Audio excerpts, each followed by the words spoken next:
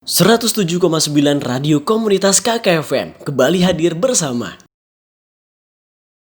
107,9 KKFM, The Spirit of Campus Station. Halo, assalamualaikum warahmatullahi wabarakatuh. Selamat siang, Sohib Kampus. Senang sekali akhirnya jamkan di sini menyapa Sohib Kampus semuanya nih. Tak lupa di sini kita akan hadir ya talk show bersama kamu semuanya sampai nanti jam 3 sore nih. Nah, buat kamu yang pengen gabungan bareng jamkan di sini bisa langsung aja di 085 745 552 500 nih. Atau kalau kalian lagi LDR nih, bisa dengerin kami di www.iainkediri.ac.id ya. Nanti kita bakalan mewawancarai nih ya siapa lagi the only one kalau bukan Bu Sarjuning sih ya pastinya. Karena kita nanti bakalan membahas tentang perlindungan anak nih. Oke, tetap stay tune terus karena kita akan membahas yang lebih menarik lagi loh kerabat muda Sohib Kampus semuanya. Oke, spesial buat kamu ini ada Itzy Wanna gitu. Oke, di minggu kemarin kita sudah membahas mengenai perlindungan anak Bu ya, masih tentang awal-awalan ya. Oke, contohnya kemarin kita sudah membahas UU nomor 23 tahun 2002 tentang perlindungan anak. Nah, kemudian disempurnakan lagi di UU nomor 35 tahun 2014 tentang perubahan yang ada di tahun 2002 tadi Bu ya. Ada juga di Perpu nomor 1 tahun 2016. Kemudian yang terakhir di peraturan daerah nomor 8 tahun 2015 ya Bu ya. Dan kita juga sempat menyinggung siapakah anak itu ya Bu ya. Nah, anak itu adalah seorang yang belum berusia 18 tahun ya, termasuk anak yang masih dalam kandungan ya pastinya Bu ya. Dan kemudian siapa aja nih yang bertanggung jawab untuk melindungi hak anak ini, untuk melindungi kekerasan yang dilakukan oleh anak. Nah, itu yang pertama pastinya negara Bu ya. Betul. Negara, terus kemudian pemerintah. Pemerintah itu ada dua, pemerintah daerah, provinsi, pemerintah daerah, tingkat dua daerah kabupaten. Atau kota ya. Turun lagi ke masyarakat, keluarga, terus terkhusus untuk orang tua atau wali nih. Oke, kemarin kita juga sudah membahas tentang itu kayak mendidik dengan cara agama, terus dengan cara sosialnya gimana gitu ya. Nah, untuk edisi kali ini kita bakalan membahas mengenai yang gimana nih Bu? Ya. Ini kita masih membahas dalam pengasuhan anak dalam perspektif Islam ya. Jadi kita melanjutkan materi yang kemarin ya. Iya. Bagaimana pola asuh anak-anak di dalam perspektif Islam. Itu. Kalau begitu langsung aja kita bahas Bu ya. Silakan Bu Sarju. Terima kasih. Marilah kita lanjutkan pembahasan kita tentang pola asuh anak ya di dalam perspektif Islam ya. Di sini Islam mengajarkan bahwa fase kehidupan anak itu dengan menggunakan tuntunan mahabbah, yaitu cinta kasih. Cinta kasih ya Bu ya. Kemudian di sini pendidikan dan pengasuhan serta perlindungan anak itu di dalam ajaran Islam itu hingga batasnya hingga fase akil baligh ya. Akil baligh. Apa itu akil baligh? Akil baligh itu kalau di dalam Islam itu ditandai ya. Hanya ditandai saja ya. Ditandai. Kalau anak laki-laki itu sudah dianggap dewasa ya, itu apabila mereka itu sudah pernah mengalami mimpi basah. Nah, itu namanya sudah baligh. Anak yang seperti ini itu harus pola pendidikannya harus dengan sedikit ada tindakan sedikit agak peringatan ya. Nah, karena ini anak sudah dianggap baligh. Tapi kalau orang Jawa menandai akil baligh itu adalah apabila anak laki-laki itu sudah disunat ya. Disunat ya Bu ya. Jadi anak orang Jawa itu kalau anaknya sudah sunat harus diperintahkan sholat ya, seperti itu. Kemudian kalau anak di dalam anak perempuan di dalam Islam itu ditandai dengan mendapatkan menstruasi. Nah, anak perempuan yang sudah mendapatkan menstruasi ini sudah wajib menjalankan ajaran agama ya, terutama sholat ya, dan ngaji apalagi itu harus ya, dan pendidikan Al-Quran itu wajib juga ya.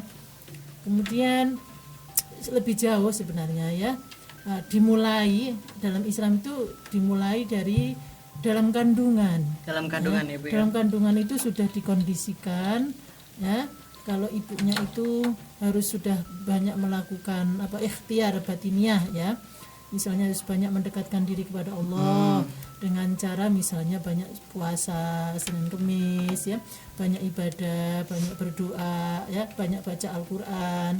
Nah, itu akan mempengaruhi janin yang ada di dalam kandungan. Nah, ini. Jadi pola pengasuhan dalam Islam itu sudah dimulai sejak bayi dalam kandungan. Ya. Tapi apakah ini monopoli dari ajaran Islam saja? Tidak. Tidak. Ya, secara umum memang pengkondisian janin ya itu sudah bisa dimulai sejak kandungan itu berusia 4 bulan. 4 Karena bulan. dalam 4 bulan itu janin itu sudah memiliki ini ya detak jantung. Sudah diberi nyawa gitu Iya, Bu ya. Iya, sudah ada detak jantungnya ya. Oleh karena itu di sini sudah bisa dimulai proses pendidikan. Nah, biasanya kalau pendidikan ala barat itu dengan menggunakan pendekatan musik misalnya. Musik. Ya, musik dengan musik Beethoven misalnya seperti itu katanya dapat merangsang pertumbuhan sel-sel otak anak. Iya. Yang ini kemudian terutama otak kanan ya. Untuk ini untuk memperkuat Merespon gitu Bu ya. ya, untuk memperkuat kehalusan kelembutan ya, seperti itu. Nah, kemudian selanjutnya adalah masa penyusuan 2 tahun. Dalam Islam itu anak itu wajib disusui dengan air susu ibu itu selama 2 tahun, itu sempurna ya. Nah, kenapa harus 2 tahun? Ya, karena masa 2 tahun itu ya, itu tingkat pertumbuhan sel-sel otak anak itu lebih maksimal. Nah, seperti itu. Ini sempurna ya. Jadi kalau anak bayi itu bisa atau orang tua bisa menyusui anak selama 2 tahun itu sudah cukup sempurna. Nah, seperti itu. Kemudian baru yang ketiga itu di masa akil balik yang tadi sudah saya jelaskan ya.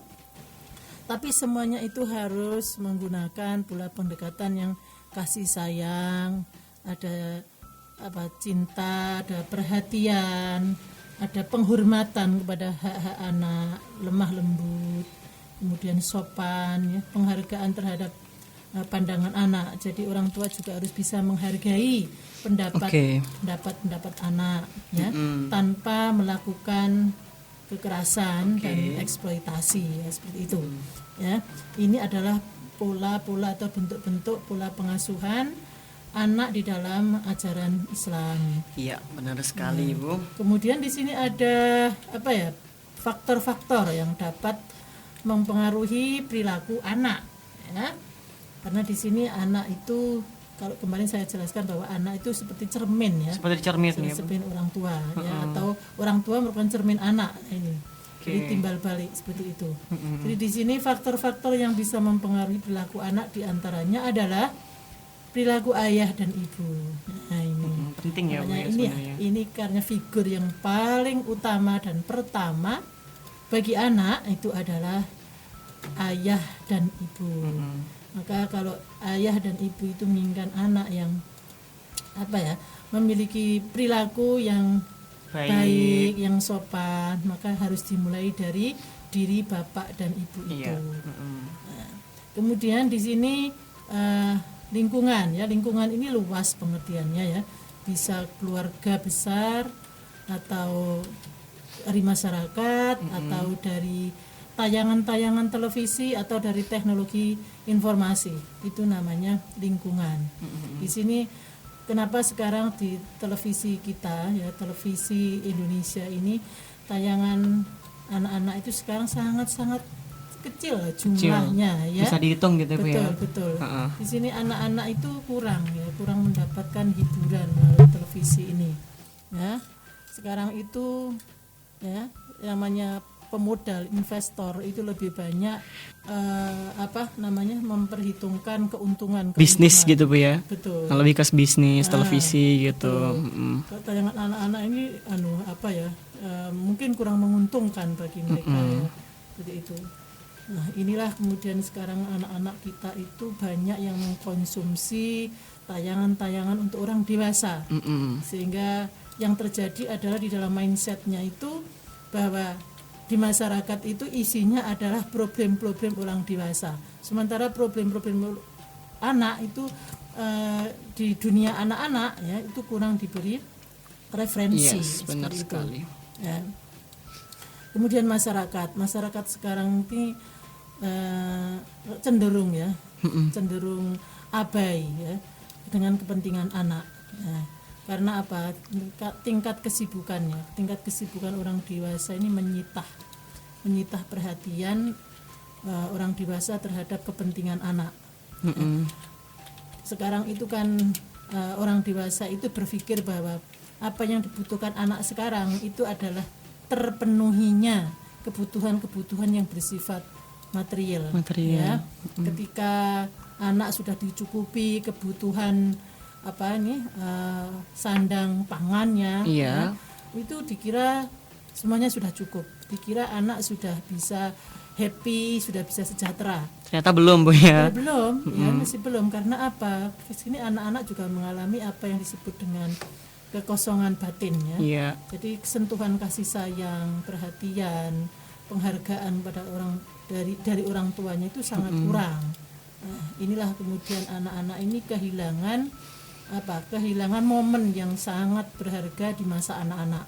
Sehingga anak-anak sekarang itu lebih dikenal anak-anak yang kurang happy, nggak bahagia gitu, Bu ya. Nggak bahagia. Meskipun katakan kebutuhan sandang pangannya itu tidak kurang, tetapi kebutuhan rohaniahnya ya, kebutuhan emosinya itu sangat kurang. Sehingga sekarang banyak anak-anak yang mengalami masalah atau penyandang masalah sosial. Nah, ini termasuk perilaku-perilaku yang menyimpang itu. Iya.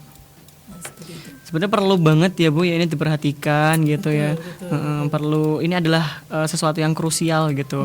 Kalau kita berbicara soal anak pastinya kan butuh banget yang namanya dukungan moral, terus kepuasan batin gitu ya, Bu ya. Betul. Dan emang sulit banget ya, karena kan kalau orang tua taunya kan ya udah kalau anakku dikasih uang, dikasih makan ya udah cukup gitu aja. Betul. Padahal masih ada yang lebih penting lagi gitu. Lebih penting adalah kebutuhan emosionalnya, Bu ya. Ketika anak itu merasa diperhatikan oleh orang tuanya, anak memiliki tempat untuk mengadukan semua masalahnya ya, anak memiliki tempat berlindung. Iya. Itu saya pikir anak akan bisa bisa terpenuhi kebutuhannya, sehingga anak ini disebut dengan anak-anak yang sejahtera. Seperti itu ya. Iya. Biasanya juga itu yang menjadi faktor untuk pelampiasan, Bu ya. Betul. Karena biasanya kalau di rumah itu nggak bahagia, nggak ada hiburan, akhirnya di sekolahan membuli teman-temannya gitu. Ya, seperti itu ya. Nah, kalau kita sekarang banyak melihat problem-problem anak-anak yang melalui media sosial itu, kita semakin prihatin. Semakin prihatin. Di satu sisi anak ini orang tuanya ini banyak fenomena anak orang tuanya ini berkecukupan. Tapi kenyataannya anak-anak ini mengalami masalah-masalah sosial. Iya. Ya, itu yang sering kita lihat di dalam kita baca di dalam media sosial ya. Nah, kemudian ketika anak-anak ini juga berada dalam lingkungan keluarga yang miskin misalnya, ini kepedulian lingkungan juga kurang gitu. Kurang ya, Bu. Sehingga kadang-kadang anak-anak itu ketika kebutuhan fisik saja itu kekurangan, maka mereka lebih cepat untuk mengambil tindakan pergi keluar rumah, misalnya di jalanan. Iya. Jadi pengamen. Mencari hiburan lain gitu, Bu ya. Ya seperti itu. Keluar dari rumah untuk mencari pelampiasan misalnya untuk untuk mencari sesuap nasi misalnya, dengan mengemis, dengan ngamen, atau bahkan kadang-kadang menjadi kurir narkoba. Itu juga yang menjadi pengaruh bahwasanya anak-anak itu akan menjadi manfaat untuk orang lain, dimanfaatkan oleh orang lain ya, Bu ya. Karena ini kayaknya ini berpotensi banget kalau dijadikan, soalnya kalau orang melihat anak-anak itu kan kayak simpati, kasihan gitu kan, Bu. Kasihan terus akhirnya dikasih. Dan sebenarnya kan itu bukan hasil dari dia dapat uang, itu kan bukan untuk dia sebenarnya, tapi dimanfaatkan oleh orang lain gitu ya, Bu ya. Dan itu sangat sering banget terjadi gitu. Iya, betul, betul. Ini kalau kita melihat daripada fenomena di jalanan itu sangat memprihatinkan sekali. Di mana anak-anak turun ke jalan, tapi di belakang mereka itu ada orang-orang dewasa. Iya, yang memanfaatkan yang gitu. Ya. Namanya eksploitasi anak-anak. Dan ini menjadi PR kita bersama untuk bisa mengatasi masalah-masalah anak-anak seperti ini. Oke. Dan biasanya kan kalau udah terjaring gitu ya, anak-anak udah terjaring terus kemudian dibawa oleh Satpol PP ke mungkin ke, kalau itu biasanya kalau dibawa itu dibawa kemana sih Bu? Di kantor polisi atau enggak? Kalau di Satpol PP itu biasanya memiliki ini ya, rumah singgah ya. Rumah singgah. Berarti dibawa ke rumah singgah gitu.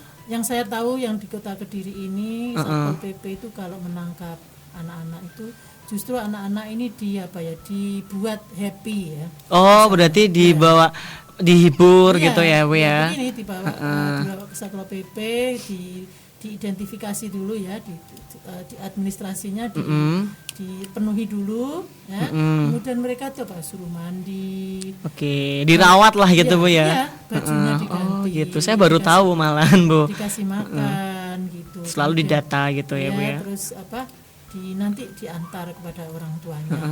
Nah, orang tuanya dipanggil ke Satpol PP untuk diberi pengarahan. Diberi pengarahan. Kemudian orang tua suruh ini menandatangani kesepakatan bahwa anak ini harus diawasi, jangan sampai turun ke jalan lagi lah, seperti itu. Iya. Nah, kalau tidak ada orang tua bagaimana ya? Kalau nggak punya orang tua misalnya ini anak-anak terlantar gitu ya misalnya, ya ditinggal di situ. Berarti tinggal di situ gitu. Bahkan dicarikan sekolah. Nah, ini ya. Dicarikan sekolah. Pokoknya hidupnya ditanggung oleh Satpol PP itu. Itu yang saya tahu, pengalaman saya membaca karena saya juga masuk di dalam grup komunitas kelompok Satpol PP ini. Saya baru tahu malahan Bu.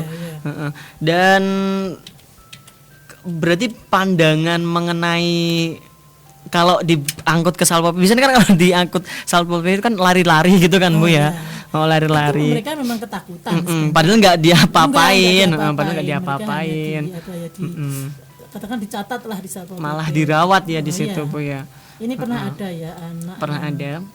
Anak yang namanya Agus ya. Iya, itu di Kediri Bu. Di Kediri ya. Agus ini sejarahnya itu adalah dia itu sudah ditinggal mati oleh kedua orang tuanya. Tetapi selama orang tuanya masih ada, anak ini sudah di jalanan sama bapak ibunya itu, tapi sudah mengalami kekerasan dari orang tuanya ya. Oh gitu.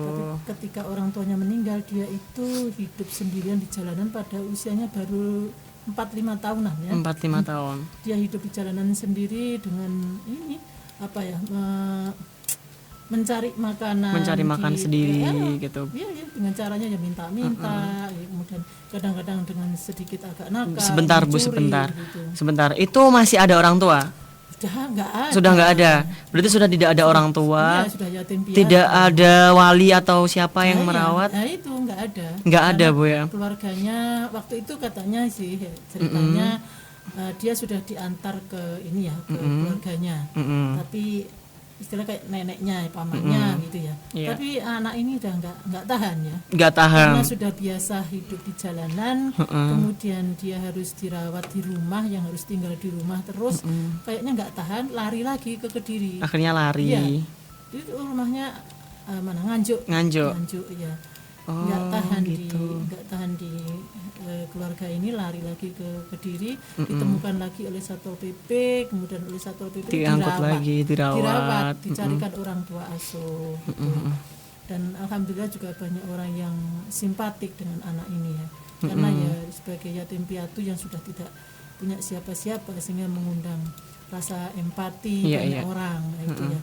Ya disekolahkan juga, bahkan sekolah itu ya diantar, jemput ya orang Satpol PP ini yang melakukan. Nah, tapi karena memang anak ini sudah terbiasa dengan hidup yang bebas ya, artinya dia itu hidup sendiri tanpa dikendalikan oleh orang, tanpa bimbingan orang lain, sehingga bebas. Nah, ketika berada di tangan asuhan Satpol PP ini, terus dicarikan orang tua asuh, dia juga itu suka apa ya istilahnya, bukan memberontak ya karena sering Tidak menurut gitu ya, Bu. nggak nurut, sering pergi tanpa pamit beberapa hari gitu, tapi masih di sekitar Kediri aja gitu.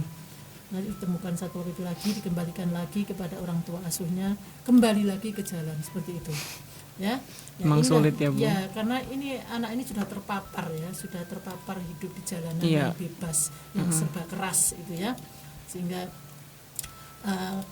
kalau dididik dengan cara biasa itu kayaknya sulit ya. Sulit. Maka dia harus dengan cara khusus ya ini. Khususnya itu seperti Cara apa, Bu? khusus itu ya kemarin sempat disekolahkan di ini ya, di SLB, padahal dia itu SLB. secara mental tidak cacat sebenarnya. Tapi karena di sekolah di SD dia juga apa ya, tidak bisa menyesuaikan diri ya. Kemudian dibawa ke SLB. Nah, di SLB itu anak SLB itu kan kita tahu ya, problem anak-anak SLB itu kan anaknya banyak yang ini ya, apa namanya ini Gimana, Bu? apa ya, anak-anak yang ya Khusus kita gitu tahu ya, Bu? banyak kan Khusus Down gitu. syndrome kan ya, Iya, di sana. Banyak Down syndrome, jadi Iya. anak-anaknya itu banyak yang lemah gitu ya, lemah. Nah, si anak ini ya, si yatim piatu ini merasa apa ya, dia merasa berkuasa di sana. Berkuasa Sehingga akhirnya. semua teman-temannya itu main perintah dia dengan Iya, terus kalau temannya itu memiliki makanan gitu, diambil, dirampas gitu. dirampas. Terus dia makan sendiri, nanti kalau diperintah guru juga nggak bisa taat, pokoknya istilahnya apa, carpe diem ya gitu loh. Tapi ya biasanya guru-guru yang di SLB itu apa ya, sabar-sabar ya, bisa menghadapi anak-anak yang berkebutuhan Yes, khusus kebutuhan seperti itu khusus. ya, sehingga memiliki tingkat kesabaran yang lebih. Iya. Tapi akhirnya juga ada setahun gitu ya, si anak ini disekolahkan di SLB itu. Ada setahun. Iya, setahun itu ya. Kemudian ya itu antar jemput Pak Satpol PP-nya itu. Akhirnya nggak tahan. Nggak tahan. Kemudian bisa pergi lagi keluar kota. Saya sekarang dengar dia sekarang ada di Jogja. Oh, di Jogja. Dia di sini ada temennya nggak, Bu, kira-kira, Bu?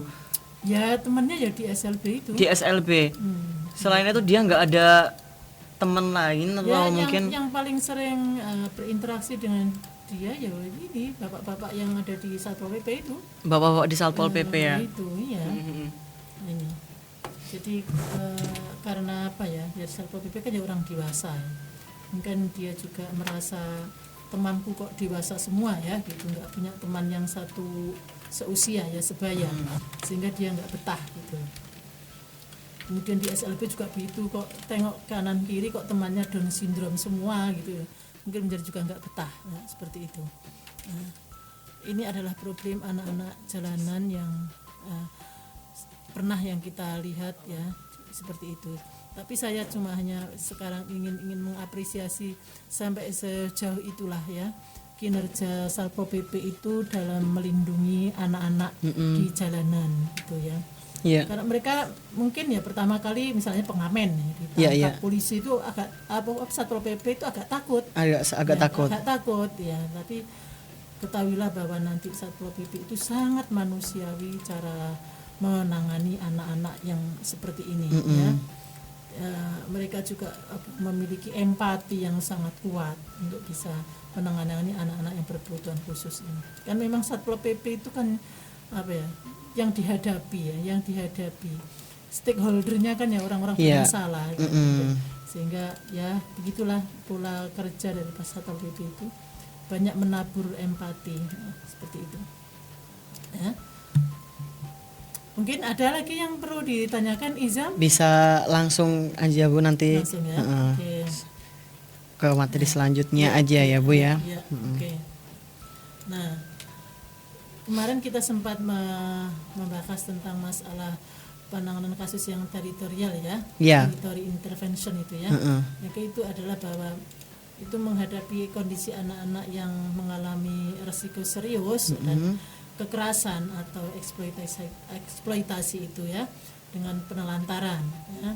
Maka itu apa ya, seperti ya, contohnya si ini ya, A ini nanti anak yatim piatu tadi itu inisial A ya. Itu termasuk anak-anak yang apa ya, anak terlantar ya, anak yang terlantar, Iya. maka itu memerlukan rangkaian intervensi ya. Iya. Yang dilakukan seharusnya dilakukan oleh masyarakat itu adalah melakukan konseling ya. Konseling. Melakukan konseling. Ya. Masyarakat melakukan konseling gitu ya, Bu ya. Konseling ya kepada anak-anak yang apa ya tereksploitasi atau terlantar seperti ini. Bukan konseling ya, membimbing lah gitu ya.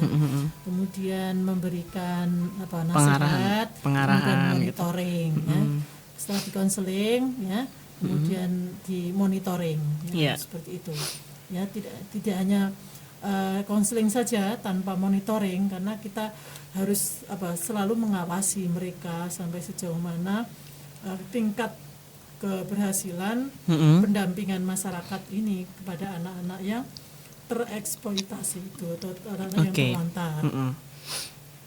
Yang kemudian yang harus dilakukan oleh negara yaitu melakukan supervisi dan dukungan keluarga. Tapi seperti contohnya tadi itu, si A ini harus dipertemukan dengan keluarga dulu ya.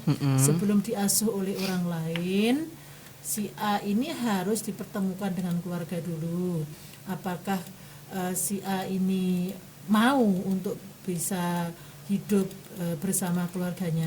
Iya. Atau kalau tidak mampu ya tadi itu dicarikan orang tua asuh yang memiliki kompeten kesanggupan. gitu ya, Bu ya.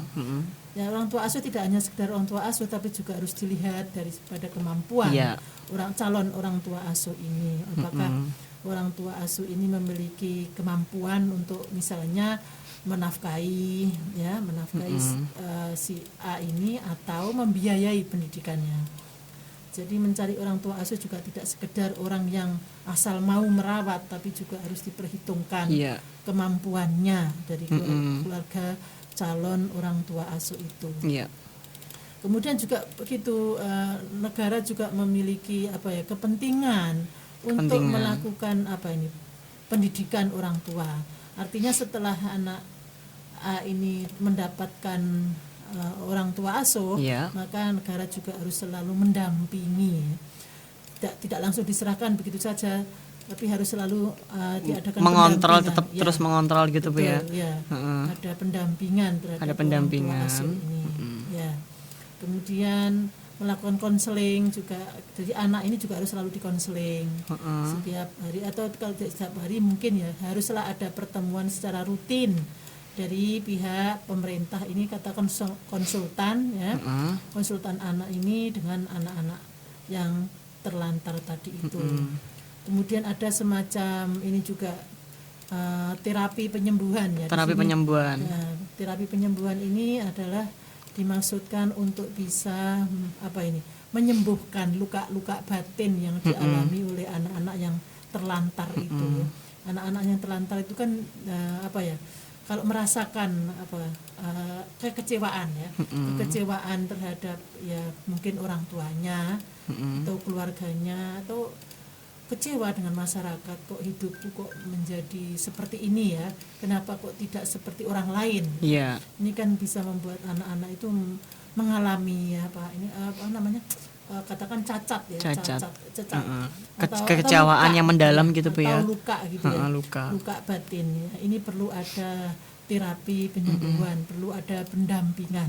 Sehingga anak-anak ini akan lebih mampu untuk bisa menyesuaikan dengan kondisinya saat ini ya. Seperti itu. Nah, biasanya itu ada semacam kalau di Satpol PP itu ya tadi itu ya ada rumah singgah ya. Atau kadang kalau di tempat lain misalnya seperti di KPID itu ada KPAD ya, itu ada shelter ya.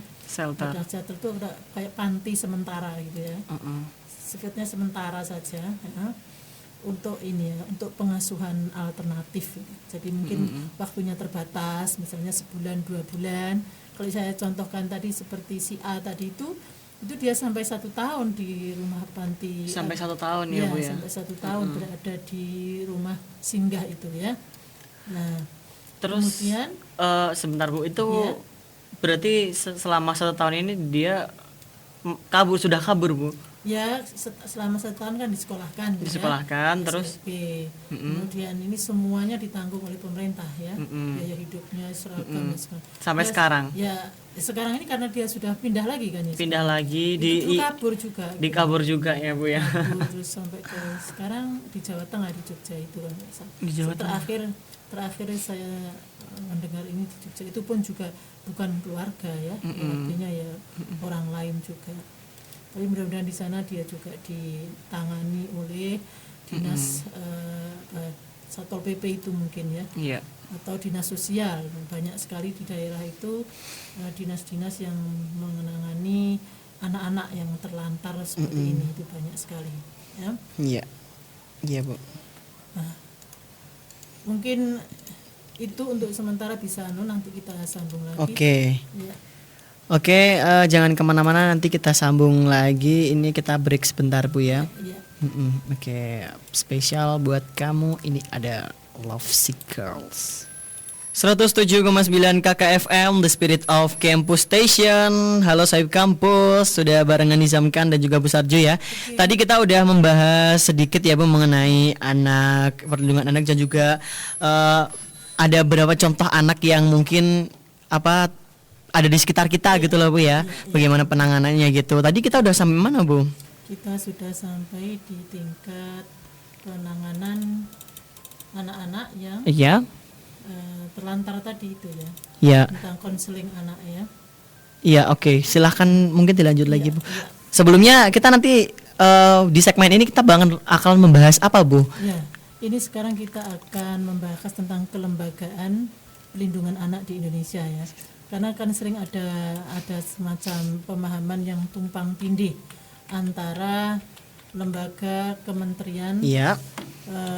pemberdayaan perempuan dan perlindungan anak Iya. dengan Komisi Perlindungan Anak Indonesia. Jadi antara KPPA dengan KPAI. Nah ini, memang ini secara sentral ada ini ya, 2 lembaga ini.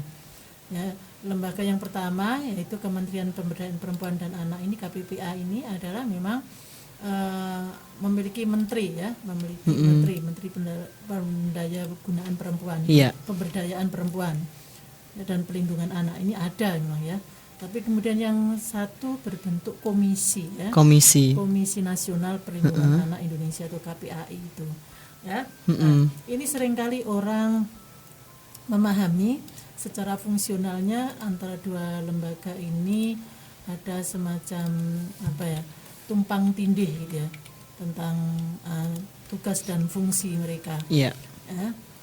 Karena di sini ada dulunya Kementerian KPPA itu adalah hanya Menteri Pemberdayaan Perempuan saja ya, tapi kemudian di era Jokowi ini di nomenklaturnya ditambah perlindungan anak. Nah ini. Tapi juga begitu pemerintah juga membentuk Komisi Nasional Perlindungan Anak Indonesia. Nah, ini supaya dapat bisa dibedakan antara 2 fungsi dari 2 lembaga ini, maka kalau saya boleh mengatakan bahwa KPPA itu adalah memang tentang pemberdayaan perempuan dan anak. Artinya di sini anak-anak itu dianggap semuanya memiliki tingkat kesejahteraan yang sama semuanya. Tapi Sama ya, Bu, di ya. KPAI di sini adalah tentang anak-anak yang sudah bermasalah, anak-anak yang mengalami masalah, baik masalah itu berasal dari lingkungannya, anak-anak yang dieksploitasi, pokoknya anak-anak yang mengalami kekerasan, yaitu ada di wilayah KPAI. Tapi kalau yang anak-anak ini yang sedang istilahnya anak-anak yang diberdayakan, yaitu melalui KPPA ini, seperti itu. Nah, 2 lembaga ini kemudian ketika turun di daerah itu juga banyak masyarakat yang memahaminya secara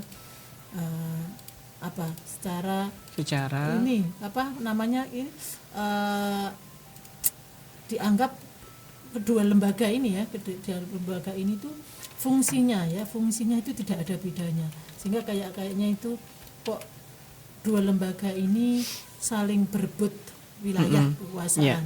Iya. Padahal dua-duanya ini juga memiliki diberi anggaran Sama-sama ya Bu ya. Kenapa harus ini ya? Karena memang bisa satu, kenapa harus dua begitu ya. Nah, ini begini, kalau di Kota Kediri ini ya, misalnya tentang KPPAI ini berada di wilayah dinas sosial. Di sana nanti ada seksi tentang namanya P2TP2A. Nah, itu. Ini artinya ini istilahnya?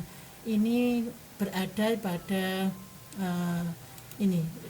wilayah pemerintah ya.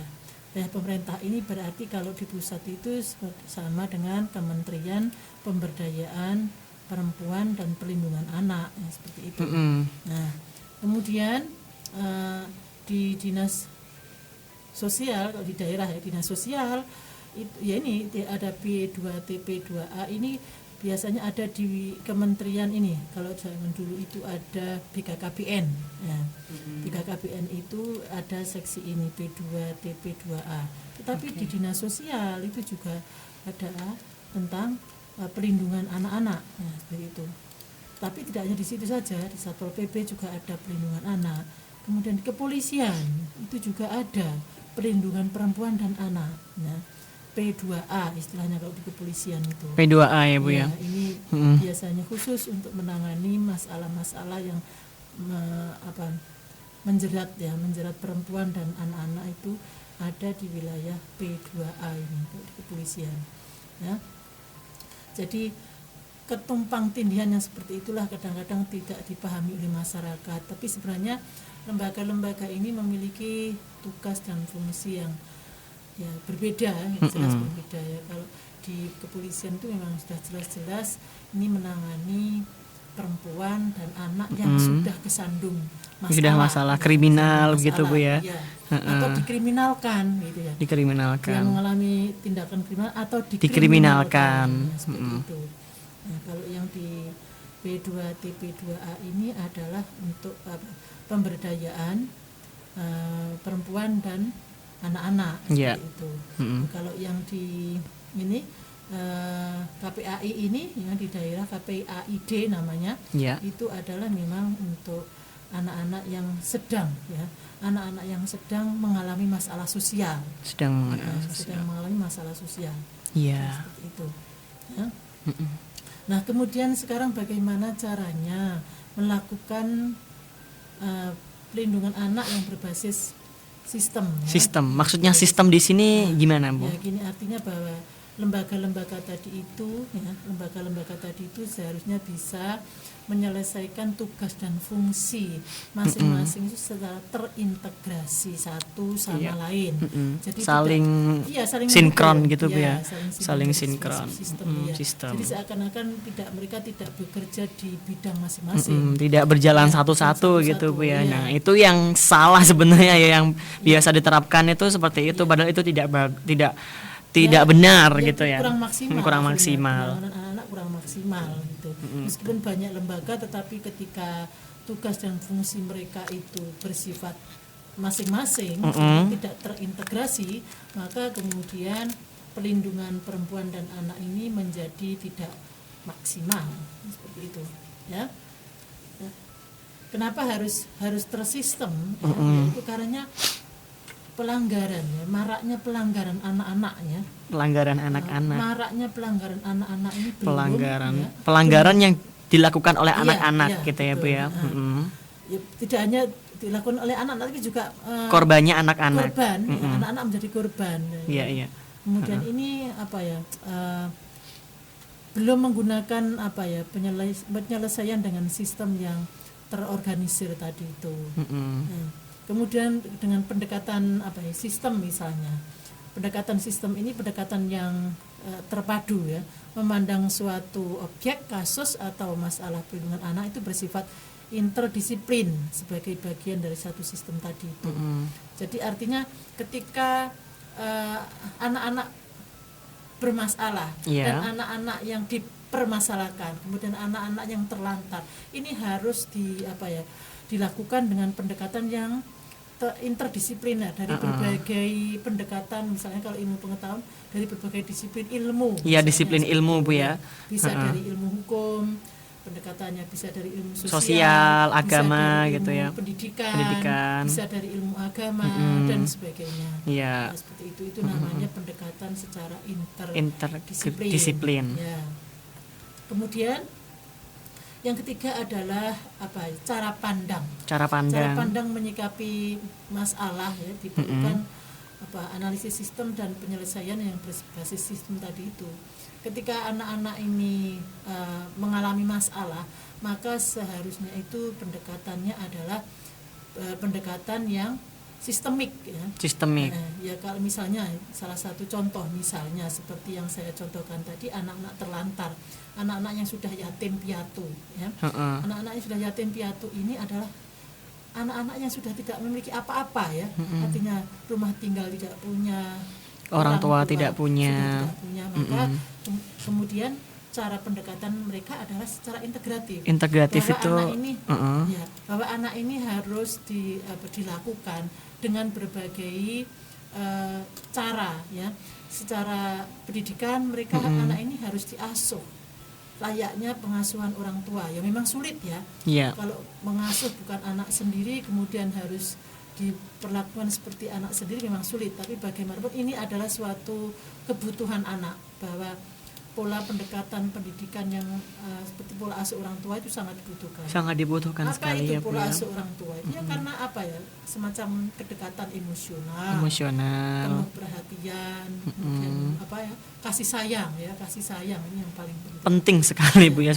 Kasih sayang itu kan batiniahnya, Bu ya. Jadi kalau dia merasa disayang itu merasa bahagia, merasa dianggap ada lah minimal, Bu ya. Karena kan banyak sekali sekarang itu yang duit punya, harta punya, tapi kasih sayang tidak punya karena orang tuanya terlalu sibuk. Itu jadi kurang kasih sayang. Akhirnya pergaulan gitu.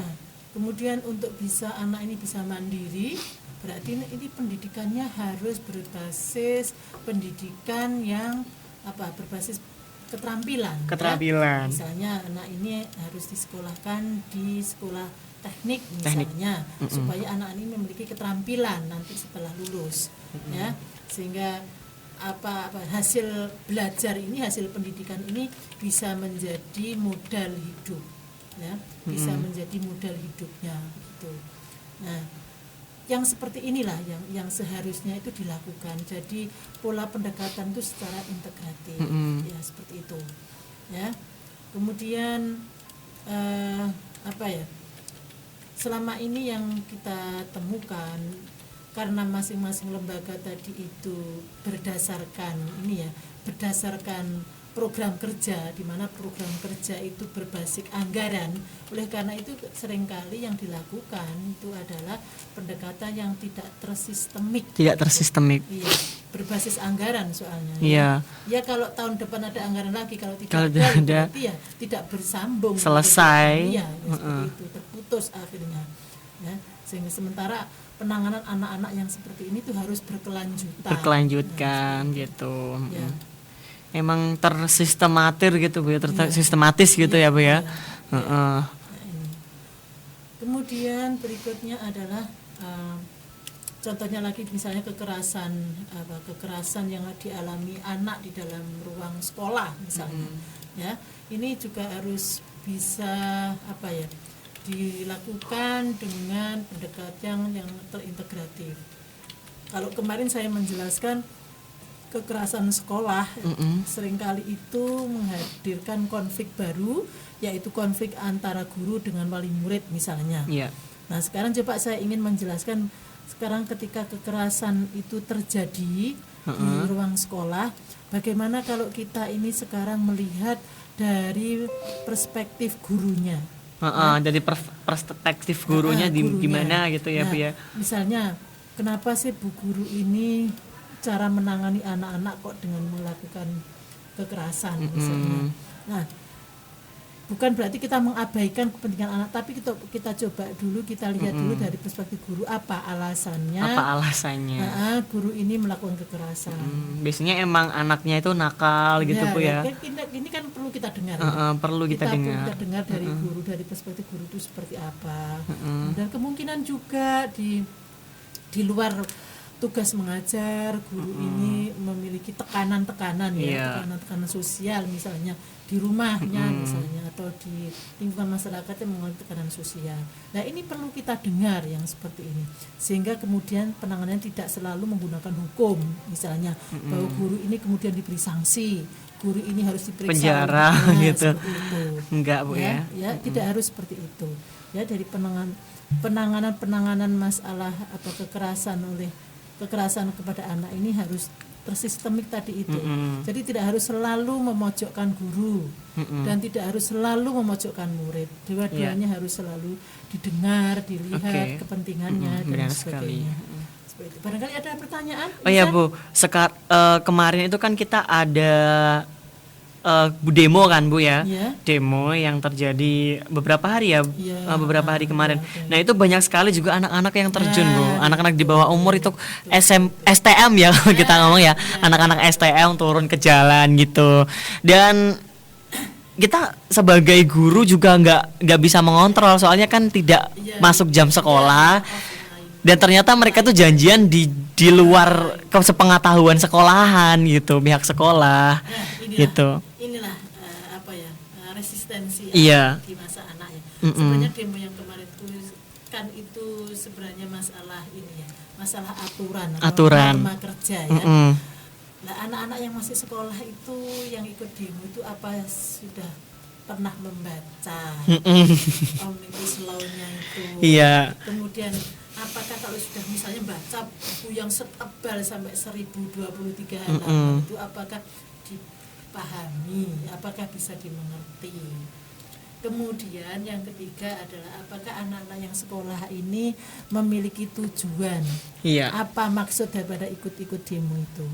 Nah, oleh karena itu kesimpulannya bahwa anak-anak sekolah yang ikut demo itu adalah ikut-ikutan saja. Ikut-ikutan saja ya Bu ya. Ini kan momen-momen yang paling menggembirakan.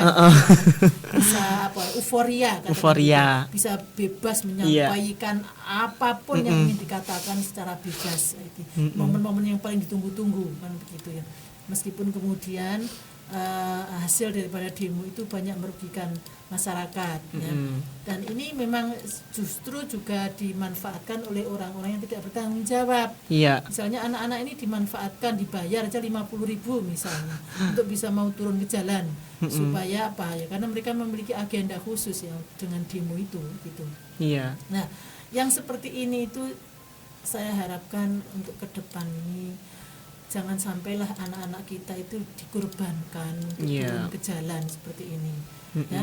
Dan anak-anak sendiri juga harus sudah mulai dewasa saat ini. Sudah mulai berpikir ya Bu ya. Indonesia ya sekarang sudah sering kali terjadi peristiwa-peristiwa kayak gitu. Harus menjadi pelajaran lah. Bahwa ketika dia itu ikut demo itu tidak ada yang diuntungkan. Yang ada malah merugi ya. Seperti kemarin peristiwanya Bu Risma memarahi anak-anak sekolah yang ikut demo.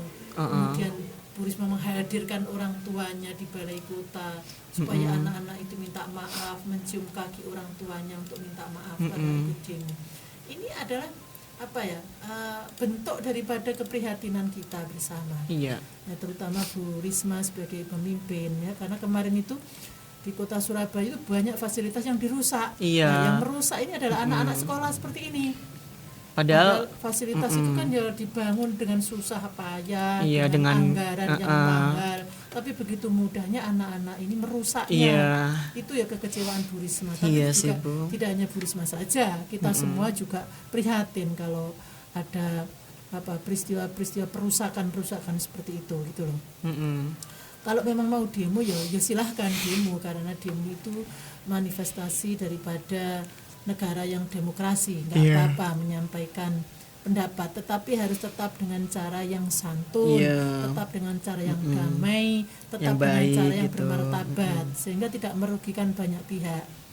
Ya kita tahu lah sekarang fasilitas gedung-gedung kayak gitu itu kan mahal harganya, tapi dengan mudahnya ya dalam waktu sekejap itu bisa rusak seperti itu ya, berkeping-keping kayak gitu, itu kan ya merugikan kita semua. Iya, Bu. Kan anggaran negara itu dari uang rakyat.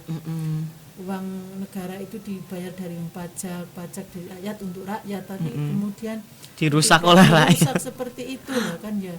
Yang merusak itu hanya beberapa orang saja. Oknum saja, Bu ya. Tetapi yang rugi semuanya. Iya. Gitu. Ya, seperti itu. Itu salah satu contoh.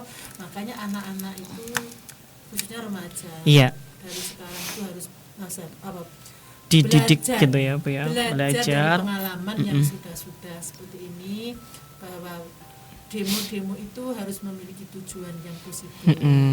Ya, jangan asal ikut-ikutan, jangan asal bisa melampiaskan euforianya. Iya. Tapi keuntungannya nggak ada gitu.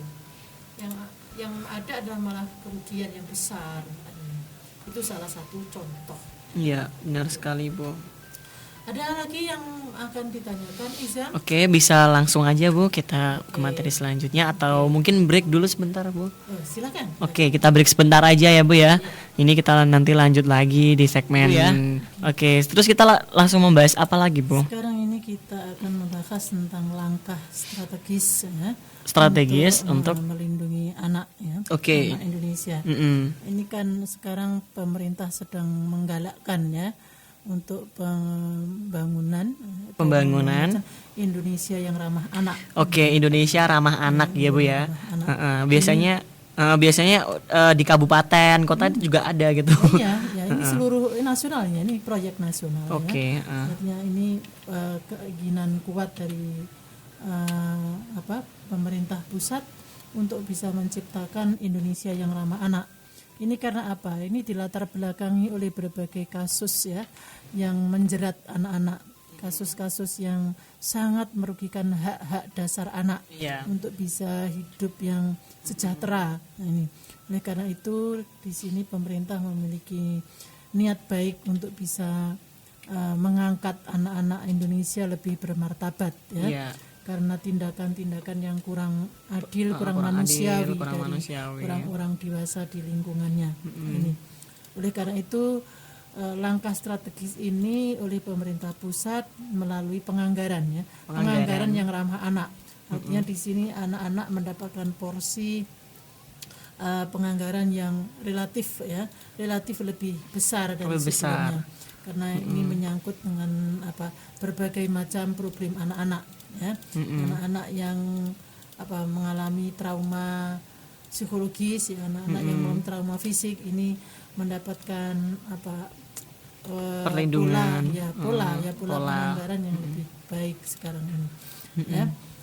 Nah, melalui penganggaran yang ramah anak ini di sini bahwa sebagaimana pola-pola penganggaran yang lainnya, bahwa di sini anak-anak itu sudah diberi akses akses untuk bisa menikmati hasil daripada pembangunan nasional ya.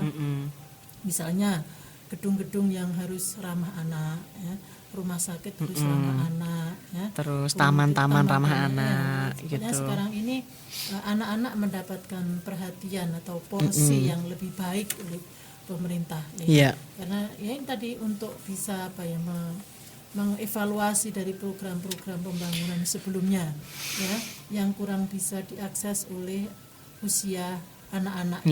Nah, karena itu kemudian diperkuat dengan kebijakan-kebijakan yang ramah anak. Misalnya misalnya salah satu contohnya ketika anak-anak ini mengalami masalah dengan hukum, maka bagaimana caranya memberikan sanksi kepada anak ini tapi tetap berdasarkan dengan kebutuhan atau hak dasar anak-anak. Ya, tetap diberi rasa aman, rasa perlindungan, kemudian kasih sayang, dan kemudian yang tidak lupa adalah hak-hak untuk tetap mendapatkan pendidikan. Iya, benar sekali. Ini artinya bahwa hukum kita juga harus hukum yang ramah anak. Ramah anak. Di sekolah juga begitu. Sekarang ini kalau dari itu idealnya memang dari dulu itu sekolah memang, karena sekolah ini tempatnya anak-anak, maka juga sekolah ini harus ramah anak. Tapi kan kemudian prakteknya di lapangan banyak sekali yang kemudian anak-anak ini mengalami traumatik di sekolahan. Traumatik. Ini artinya bahwa sekolah-sekolah seperti ini belum ramah anak. Oleh karena itu kita sekarang ini sedang berbenah bagaimana caranya pola pembelajaran di sekolah itu bisa ramah anak. Ramah anak Seperti gitu itu. ya. Ya. Kemudian di rumah sakit juga harus diberi ruang yang cukup bagi anak-anak untuk bisa bermain misalnya. Bermain, ada fasilitas bermain untuk anak-anak. Sehingga anak-anak ini ketika harus ikut orang tuanya di rumah sakit tidak mengalami kejenuhan. Ya, Ada itu. tempat bermain gitu Bu ya. Betul. Tempat bermain Sekarang terus kantor-kantor perlindungan. juga begitu kan Iya. ya. Kantor-kantor sekarang banyak yang diberi ruang khusus untuk Iya. ruang bermain anak-anak. Ya, disiapkan permainannya dan seperti itu. Dan yang pastinya aman untuk anak-anak Bu ya. Aman. Heeh. Jadi bisa aman untuk anak, bisa menyenangkan untuk anak gitu. Kemudian dari pola pembelajaran ya. Iya. Pola pembelajaran saat ini sudah dimulai dari anak usia dini juga ya. Anak usia dini. Ya, ini juga ikut ikut campur tangan daripada pemerintah pusat ya, penganggaran untuk pendidikan PAUD ini ya. Kemudian di fakultas-fakultas juga dibuka dengan prodi-prodi pendidikan PAUD. Nah, ini bentuk daripada kepedulian pemerintah terhadap Anak. pendidikan anak-anak ya, seperti itu. Dan kemudian sekarang ada namanya rumah tinggal anak ya, rumah tinggal anak artinya anak-anak yang tidak memiliki rumah ya, anak-anak yang di jalanan ya, diberi tempat tinggal ya, gitu ya Bu ya. dia bisa tidur, pokoknya hidup di situ lah, hidup 24 jam di situ. Misalnya siangnya tetap bekerja tapi kemudian pulangnya ke situ. Di situ juga ada pengasuhnya ya, di situ ada pengasuhnya dan semua kebutuhannya dijamin oleh pemerintah di rumah asuh itu. Iya, benar sekali. Kemudian Sebentar Bu, sebentar. Kalau di Kediri itu tempat singgahnya tuh di mana Bu? kalau Rumah singgah. Rumah singgah Kediri yang saya tahu belum ada untuk khusus untuk anak yang seperti ini tadi ya. Anak-anak yang terlalu. Yang adanya saya katakan tadi di Satpol PP itu rumah singgah yang sifatnya sementara. Hanya dalam jangka waktu yang sangat pendek ya. Tapi kalau jangka waktu yang panjang bertahun-tahun begitu belum ada ya. Kalau yang saya lihat itu di Jakarta sudah ada. Ya, anak-anak dari pendidikan SD sampai usia anak-anak SMA ada di situ. Kira-kira kalau Kediri itu membutuhkan nggak sih Bu? Butuh ya? Sangat membutuhkan ya sebenarnya. Setiap lingkungan masyarakat, setiap daerah membutuhkan. Sebenarnya membutuhkan ya, tapi belum ada. Ya, ini karena ya mungkin keterbatasan gitu ya Bu. Kebutuhan Kota Kediri berbeda dengan Jakarta misalnya ya, sangat kompleks seperti itu. Iya. Kediri itu mungkin karena tingkat keterlantaran anak-anak itu masih rendah. Masih bisa diatasi dengan cara yang tradisional sehingga tidak membutuhkan rumah singgah. Tapi saya saya pernah melihat Pemkot itu pernah meresmikan rumah singgah ya. Rumah singgah. Kalau salah dulu itu berada di Mojoroto. Ya, itu ada rumah singgah. Tapi saya nggak tahu nih keberlanjutannya sampai sekarang seperti apa. Tapi paling tidak pemerintah kota sudah memiliki niat baik untuk bisa menyediakan fasilitas untuk anak-anak yang katakan dalam tanda kutip terlantar, anak-anak yang tanpa rumah ya, homeless, anak-anak yang homeless seperti ini dapat hidup dengan tetap terlindung dengan aman dan seperti itu. Ya, itu kalau di Kota Kediri. Ya. Dan biasanya kalau yang bekerja, yang mengasuh itu siapa sih Bu kalau di rumah singgah kayak gitu kan? Ya itu sudah ada. Iya sudah ada. Berarti dipekerjakan oleh pemerintah gitu ya Bu ya? Dan yang sering terjadi itu adalah mereka adalah pegawai negeri gitu ya Bu ya. Menjadi pengasuh. Ya, memang tugasnya dia mengasuh gitu. Biasanya berarti itu dari dinas sosial. Dinas sosial.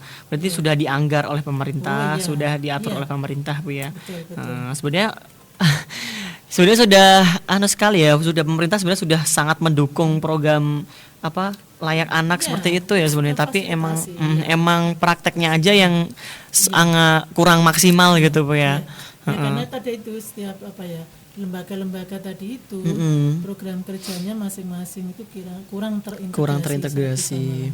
Dan LSM juga sudah banyak yang bisa memfasilitasi kebutuhan anak-anak ini, ya, membangun rumah-rumah singgah. Itu kalau saya di Surabaya itu banyak LSM yang peduli dengan anak-anak yang terlantar seperti ini, jadi menyiapkan rumah singgah. Bahkan di sana diberi keterampilan, anak ngamen tetap boleh ngamen, ya. Anak yang ngemis boleh mengemis, tapi nanti asalkan pulangnya tetap ke rumah situ.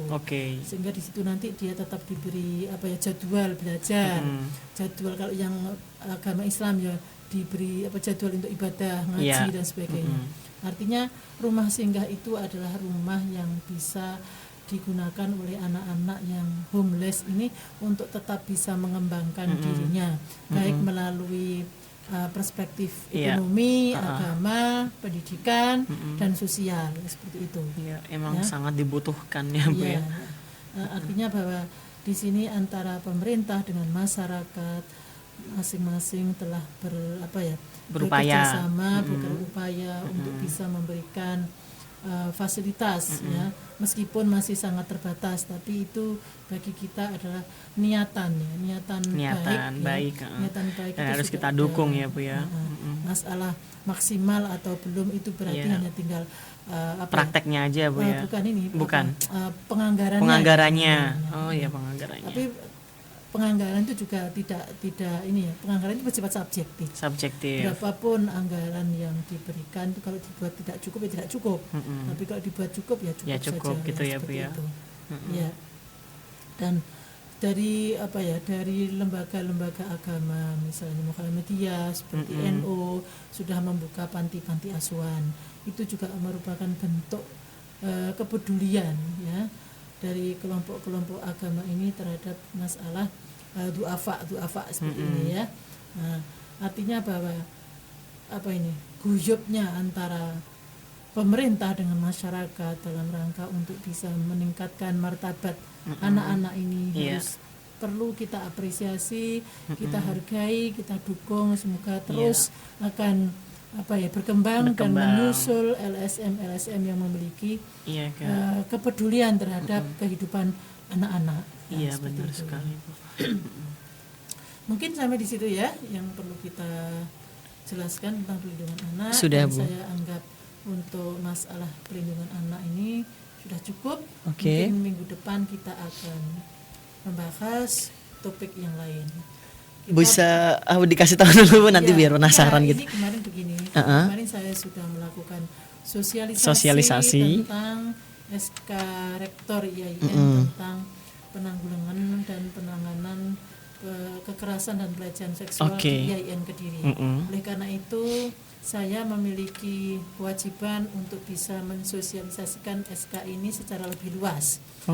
Kemarin kita masih di lingkungan dosen dan kelompok tenaga kependidikan, ya. Mungkin melalui KKFM ini saya akan melakukan sosialisasi kepada mahasiswa seluruhnya dan mungkin kepada masyarakat di sekitar yang dapat bisa mengakses siaran KKFM ini, ya. Terima kasih Bu. Mungkin bisa membantu mempromosikan gitu.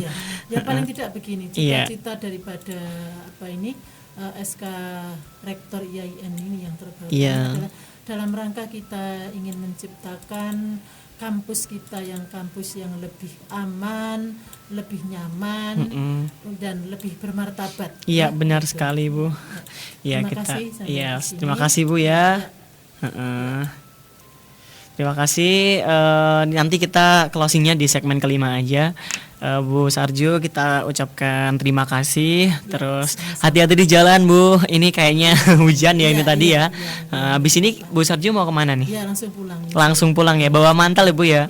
Selalu bawa mantel, sedia payung sebelum hujan ya, Sohib Kampus. Kalau begitu nanti kita sambung ke segmen kelima. Terima kasih sekali lagi Bu Sarjo.